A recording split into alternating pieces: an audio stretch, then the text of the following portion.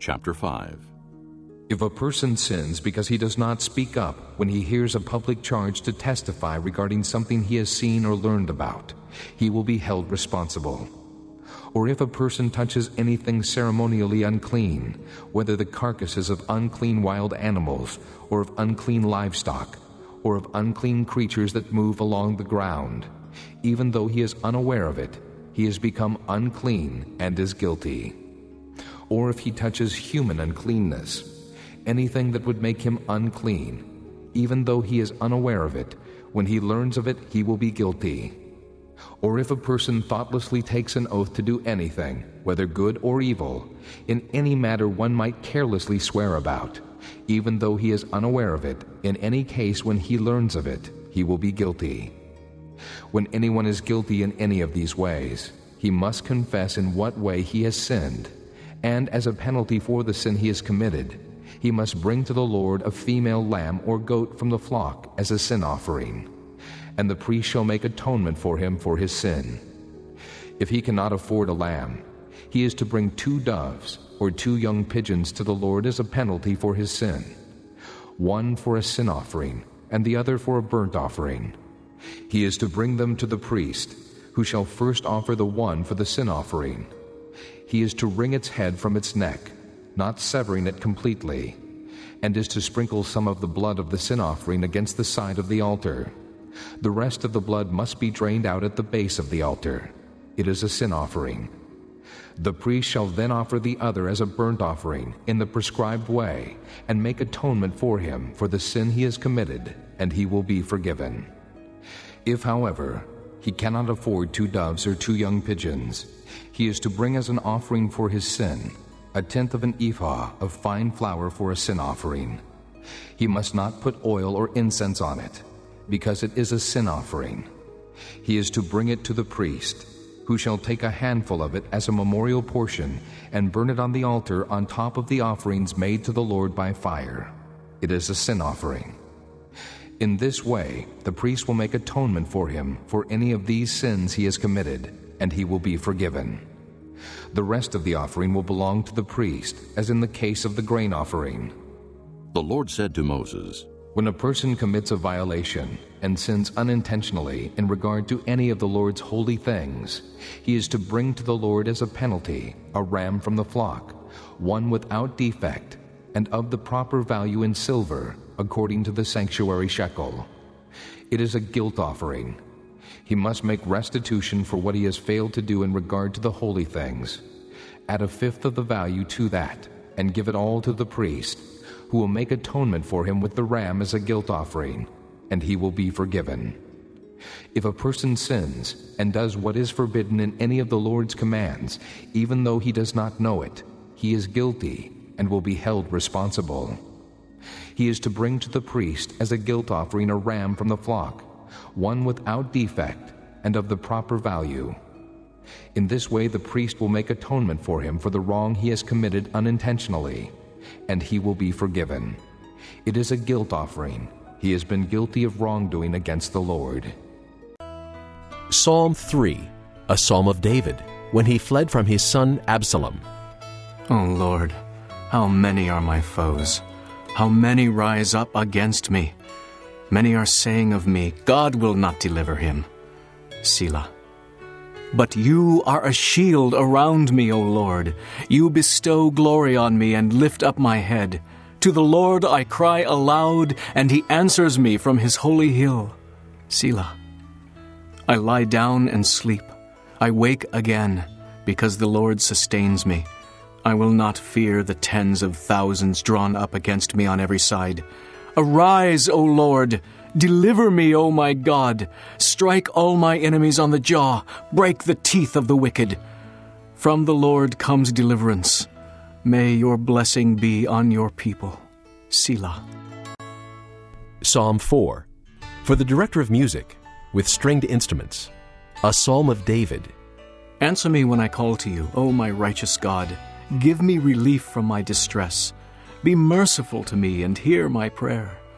How long, O men, will you turn my glory into shame? How long will you love delusions and seek false gods? Selah. Know that the Lord has set apart the godly for himself. The Lord will hear when I call to him. In your anger do not sin. When you are on your bed, search your hearts and be silent. Selah.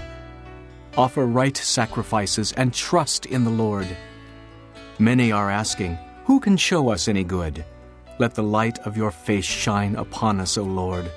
You have filled my heart with greater joy than when their grain and new wine abound. I will lie down and sleep in peace, for you alone, O Lord, make me dwell in safety. Chapter 20. Wine is a mocker, and beer a brawler. Whoever is led astray by them is not wise. A king's wrath is like the roar of a lion. He who angers him forfeits his life. It is to a man's honor to avoid strife, but every fool is quick to quarrel. A sluggard does not plow in season, so at harvest time he looks, but finds nothing. The purposes of a man's heart are deep waters, but a man of understanding draws them out. Many a man claims to have unfailing love, but a faithful man who can find? The righteous man leads a blameless life. Blessed are his children after him. When a king sits on his throne to judge, he winnows out all evil with his eyes. Who can say, I have kept my heart pure, I am clean and without sin? Differing weights and differing measures, the Lord detests them both. Even a child is known by his actions, by whether his conduct is pure and right. Ears that hear and eyes that see, the Lord has made them both. Do not love sleep, or you will grow poor. Stay awake, and you will have food to spare. It's no good, says the buyer. Then off he goes and boasts about his purchase. Gold there is, and rubies in abundance, but lips that speak knowledge are a rare jewel. Take the garment of one who puts up security for a stranger. Hold it in pledge if he does it for a wayward woman. Food gained by fraud tastes sweet to a man, but he ends up with a mouthful of gravel. Make plans by seeking advice. If you wage war, obtain guidance. A gossip betrays a confidence, so avoid a man who talks too much. If a man curses his father or mother, his lamp will be snuffed out in pitch darkness. An inheritance quickly gained at the beginning will not be blessed at the end. Do not say, I'll pay you back for this wrong. Wait for the Lord, and he will deliver you. The Lord detests differing weights, and dishonest scales do not please him. A man's steps are directed by the Lord. How then can anyone understand his own way? It is a trap for a man to dedicate something rashly and only later to consider his vows. A wise king winnows out the wicked. He drives the threshing wheel over them. The lamp of the Lord searches the spirit of a man. It searches out his inmost being. Love and faithfulness keep a king safe. Through love his throne is made secure. The glory of young men is their strength. Gray hair, the splendor of the old. Blows and wounds cleanse away evil, and beatings purge the inmost being. Chapter 3. Since then you have been raised with Christ. Set your hearts on things above, where Christ is seated at the right hand of God. Set your minds on things above, not on earthly things. For you died, and your life is now hidden with Christ in God. When Christ, who is your life, appears, then you also will appear with him in glory.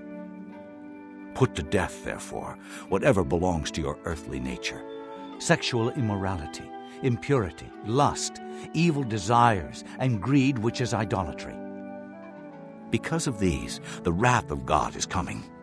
You used to walk in these ways in the life you once lived, but now you must rid yourselves of all such things as these: anger, rage, malice, slander, and filthy language from your lips. Do not lie to each other, since you have taken off your old self with its practices and have put on the new self, which is being renewed in knowledge in the image of its Creator. Here there is no Greek or Jew, circumcised or uncircumcised, barbarian, Scythian, slave or free, but Christ is all and is in all. Therefore, as God's chosen people, holy and dearly loved, clothe yourselves with compassion, kindness, humility, gentleness, and patience. Bear with each other and forgive whatever grievances you may have against one another. Forgive as the Lord forgave you, and over all these virtues put on love, which binds them all together in perfect unity. Let the peace of Christ rule in your hearts, since as members of one body you are called to peace, and be thankful. Let the word of Christ dwell in you richly as you teach and admonish one another with all wisdom, and as you sing psalms, hymns, and spiritual songs with gratitude in your hearts to God. And whatever you do, whether in word or deed, do it all in the name of the Lord Jesus, giving thanks to God the Father through him. Wives, submit to your husbands, as is fitting in the Lord. Husbands, love your wives, and do not be harsh with them. Children, obey your parents in everything, for this pleases the Lord. Fathers, do not embitter your children, or they will become discouraged. Slaves, obey your earthly masters in everything, and do it not only when their eye is on you, and to win their favor, but with sincerity of heart and reverence for the Lord. Whatever you do, work at it with all your heart, as working for the Lord, not for men, since you know that you will receive an inheritance from the Lord as a reward. It is the Lord Christ you are serving. Anyone who does wrong will be repaid for his wrong, and there is no favoritism.